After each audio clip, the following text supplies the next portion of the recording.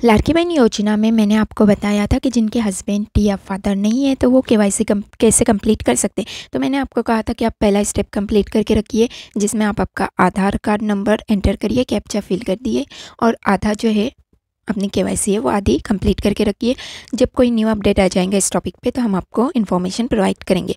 तो जो next information है ना वो आ गई है, अपडेट आ गया है इस टॉपिक पे, तो मैं आपको शेयर करती हूँ। तो जिनके फादर या नहीं है या तो फिर हस्बैंड नहीं है तो वो केवाईसी कैसे करें। आदित्य टटकरे उन्होंने कहा है कि हम जो है ना वेबसाइट पे न्यू अपडेट ला रहे हैं उन महिलाओं के लिए जिनके हस्बैंड नहीं है, फादर नहीं है या जो डाइवोर्स हो चुका है।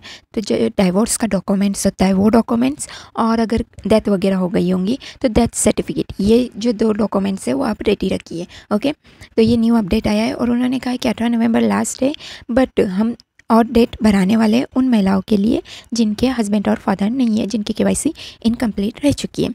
तो ये 2 दिन पहले उन्होंने अपडेट दिया। अभी तक वेबसाइट पे कोई भी न्यू अपडेट नहीं आया है, न्यू ऑप्शन नहीं आया है। जैसे ही न्यू ऑप्शन आता है हम आपको इन्फॉर्म करते हैं।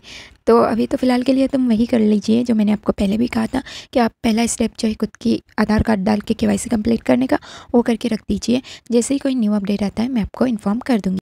आदित्य टटकरे उन्होंने क्या कहा है वो वीडियो में प्ले करती हूँ, वो भी आप सुन लीजिए ताकि आपको कन्फर्म हो जाए। Okay, for more new update don't forget like, share and subscribe. Thank you so much. 1 कोटीपेक्षा जास्ती महिला आज बऱ्यापैकी त्यांचं ई-केवायसीची प्रक्रिया झालेली आहे.